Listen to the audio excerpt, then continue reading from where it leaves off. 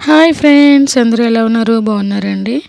ఈరోజు మీ అందరికీ ఎంతో రుచికరమైన చేపల పులుసు అలాగే ఫిష్ ఫ్రై కూడా చేసి చూపిస్తానండి ఈ వీడియోలో. ముందుగా ఓ మంచి మాట చెప్పుకుందామండి. జీవితంలో ఏది సులభంగా దొరకదు, కానీ ప్రయత్నిస్తే ఏది కష్టం కాదు. అవునంటారా కాదంటారా? ముందుగా మనం రెసిపీలోకి వెళ్ళిపోదాం, వచ్చేయండి. ఇదిగో చూసారా, ముందుగానండి నేను ఫిష్ని చక్కగా కడిగేసి వాష్ చేసండి. ఉప్పు, పసుపు అలాగే కారం, కొంచెం అల్లం వెల్లుల్లి పేస్ట్ వేసి అన్నీ లైట్గా వేసి ఇలా కలిపి పెట్టుకున్నాను అనమాట. మ్యాగ్నేట్ చేసి పెట్టాను. అలాగే ఒక చిన్న ఉల్లిపాయ ఇలాగ కట్ చేసి పెట్టుకోవాలండి. అలాగే ఒక పెద్ద ఉల్లిపాయ మిక్సీలో వేసుకోవాలి. ఇక చూసారా, ఇది మసాలా ముద్ద అనమాట. ఏమేమి వేసానో మీకు నేను చెప్తాను. ముందుగా ఈ ఆనియన్స్ కట్ చేసుకున్నాం కదండి. మనం ఇప్పుడు స్టవ్ వెలిగించుకుందాం. స్టవ్ వెలిగించుకొని బాండీ పెట్టుకొని ఆయిల్ వేసుకుందామండి. ఆయిల్ వేడెక్కిన తర్వాత మనం ఇందులో కరివేపాకు వేసుకుందామండి. ఆయిల్ చక్కగా వేడగనివ్వాలి. వేడెక్కిన తర్వాత ఇదిగో చూసారా, ఇది కరివేపాకు వేసుకోవాలి. చక్కగా ఎక్కువ కరివేపాకు వేసుకుంటే దాని ఫ్లేవర్ బాగుంటుందండి, టేస్ట్ కూడా బాగుంటుంది. చేపల పులుసులో కరివేపాకు ముందుగా వేస్తే ఈసారి మీరు ఒకసారి ఇలా ట్రై చేసి చూడండి.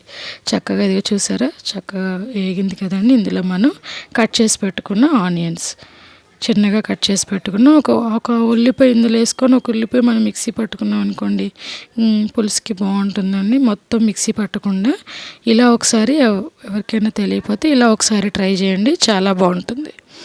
చక్కగా ఇది వేగేలోపు, అంటే లైట్గా వేగాలండి, బాగా కాదు. అది వేగేలోపు ఈ మిక్సీలో మనం మిక్సీ పట్టుకున్నది కూడా మూతలో చక్కగా తీసేసుకుందామండి. ఏమి వేసానో చెప్తాను అన్నాను కదా. ఇందులో ధనియాలు, జీలకర్ర, అలాగే కొన్ని ఆవాలు, అలాగే కొన్ని మెంతులండి, గసగసాలు, అలాగే దాచిన చెక్క, యాలక్కాయ, లవంగాలు వేసుకొని చక్కగా ఇలాగా పేస్ట్ చేసి పెట్టుకోవాలి. ఇప్పుడు ఈ మసాలా ముద్ద కూడా ఇందులో వేసుకొని ఫ్రై చేసుకుందామండి. చక్కగా ఇది మొత్తం ఫ్రై అయిపోవాలి. బాగా దగ్గరికంటే కొంచెం కలర్ చేంజ్ అయ్యే వరకు కూడా మూత పెట్టి మగ్గ పెట్టుకుంటే ఇంకా బాగుంటుందండి. కాసేపు ఇందులో ముందుగా మూత పెట్టి మగ్గ పెట్టుకునే ముందు పసుపు అలాగే ఉప్పు కూడా వేసుకుందాం. కొంచెం పసుపు, అలాగే మనం చేపల ముక్కలు వేసాం కదండి, అందుకని లైట్గానే వేసాను. అలాగే ఇప్పుడు ఉప్పు అండి, కళ్ళుప్పు వేసుకుంటే టేస్ట్ బాగుంటుందండి చేపల పులుసులోకి సాల్ట్ కన్నాను. దాని టేస్ట్ వేరే ఉంటుంది అనమాట. చక్కగా తగినంత ఉప్పు కూడా కొంచెం వేసానండి, ఎందుకంటే ముక్కల్లో లైట్గా వేసాను కొంచెం, అందుకని ఇందులో కూడా కొంచెం వేసాను అనమాట. ఉప్పు కూడా చక్కగా కలుపుకోనండి దీన్ని మనం మగ్గ పెట్టుకుందామండి. ఒక 10 నిమిషాలు అలా మగ్గనిస్తే టేస్ట్ బాగుంటుంది అనమాట. మూత పెట్టేసి మగ్గనిద్దాం. మగ్గిన తర్వాత ఇదిగో మగ్గిందండి, నేను తీసి చూస్తున్నాను అనమాట. చూసారా, చక్కగా మగ్గింది, ఫ్రై అయ్యిందండి. చక్కగా ఫ్రై అయిన తర్వాత మరీ ఎగిపోకూడదండి, మొత్తం దగ్గరికి మగ్గితే సరిపోతుంది.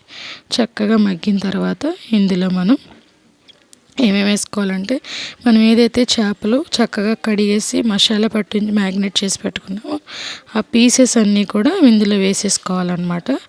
మనం అలాగే నేను పచ్చిమిరపకాయలు వేయడం మర్చిపోయానండి. కరివేపాకు వేసినప్పుడు ఈ పచ్చిమిరపకాయలు కూడా వేయాలన్నమాట. చక్కగా పచ్చిమిరపకాయలు ఇలా చీల్చండి, పచ్చిమిరపకాయలు కూడా వేసుకోవాలి. పచ్చిమిరపకాయ చేపల పులుసులో చాలా టేస్ట్ బాగుంటుందండి, ఎక్కువ వేసుకోవచ్చు. నేను వేసాను అనమాట, కూరకు తగ్గట్టుగా వేసాను. వేసుకొని ఇప్పుడు ఇంకొకసారి కలుపుకొని మనం ఇందులో చేపల ముక్కలు వేసుకుందామండి. ఇంకొంచెం మగ్గనిచ్చి అప్పుడు మనం మసాలా పెట్టుకున్న చేపల ముక్కలు వేసుకుందామండి. కొంచెం వేగనిచ్చేయండి, అంటే పచ్చిమిరపకాయ ముందు వేగలేదు కదా, అందుకని కొంచెం ఒక 5 నిమిషాలు మగ్గనిచ్చాను. ఇప్పుడు మనం చేపల ముక్కలు తీసుకోనండి మనం ఇందులో వేసుకుందాం. ఇందులోనండి అన్నీ వేయకూడదు, కొన్ని ఫ్రై పీసెస్ అన్నీ పక్కన పెట్టుకొని మిగతా పొట్టకాడు ముక్కలు అటువంటివన్నీ ఉంటాయి కదండి, అవి వేసుకోవాలన్నమాట. నేనైతే పెద్ద పీసెస్ పక్కకు పెట్టి తర్వాత పొట్టకాడు ముక్కలన్నీ వేసానండి. అంటే 2-3 మంచి ముక్కలు కూడా, మధ్య ముక్కలు కూడా వేసాను. తలకాయ అవన్నీ కూడా వేసేసుకోవాలన్నమాట. తోక అటువంటివన్నీ అయితే పులుసులోకి బాగుంటుంది, మిగతావి అయితే ఫ్రైలోకి బాగుంటాయండి. అందుకని నేను అలా చేశాను అనమాట. ఫ్రై పీసెస్ విడిగా పెట్టుకున్నాను. కారం ఎక్కువే కొంచెం ఆల్రెడీ వేసానండి ఇందాక లైట్గాను. ఇప్పుడు ఇంకొంచెం, అంటే చేపల పులుసులోకి కొంచెం కారం ఎక్కువే పడుతుంది అనమాట, అందుకే కారం వేసండి. కొంచెం మగ్గనిద్ది. ఇదిగో చింతపండు నానబెట్టి పెట్టుకున్నాను. ఈ కొంచెం లైట్గా మగ్గిన తర్వాత మనం గరిటేసి కలపకూడదండి. కలపకుండా మనం ఒక 10 నిమిషాలు అలా మూత పెట్టి వదిలేసి కొంచెం చేత్తోటి కదపాలండి. అలా కదిపిన తర్వాత దాంట్లో మనం ఈ చేపల పులుసు వేసుకోవాలన్నమాట. చింతపండు పులుసు వేసుకోవాలి. చక్కగా గుజ్జు తీసుకున్న చింతపండు పులుసు చక్కగా వేసుకోవాలండి. అందులో రసం అంతా కూడా ఆ జ్యూస్ అంతా వేసుకొని ఇంకొన్ని వాటర్ వేసుకోవాలన్నమాట. మనకు పులుసుకి ఎంత పడుతుందో అంత వాటర్ వేసుకొని మనం దాన్ని స్లోగా కలుపుకోవాలండి. గరిటి మొత్తం ఎలా పడితే అలా కలపకుండా, చికెన్ కర్రీ కలిపినట్టుగా కాకుండా ఫిష్ కర్రీకి చాలా స్లోగా గరిటి మెల్లగా తిప్పుతూ ఉండాలి. తిప్పుతూ కలుపుకోవాలన్నమాట. అది ఎలా కలుపుకోవాలో కూడా మీకు చూపిస్తాను. ఇది కొన్ని వాటర్ కూడా వేయాలన్నాను కదండి, అదే గిన్నెలో వేసి కొన్ని వాటర్ కూడా వేసాను అనమాట.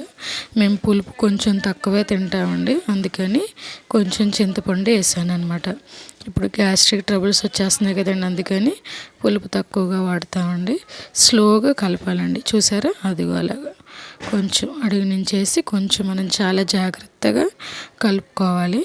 ముక్క గబుక్కుని ఇరిగిపోతుందండి. ఇరిగిపోతే బాగోదన్నమాట. మనం అందులో కొంచెం పొట్టకాడ ముక్కలు అలాగే కొన్ని మంచి ముక్కలు కూడా వేసానండి. ఫ్రై పీసెస్ లాంటివి కూడా వేసాను. మధ్యలో కొన్ని ఫ్రై పీసెస్ విడిగా తీసి ఉంచానండి ఫ్రైకి. ఇది పులుసుకి అనమాట.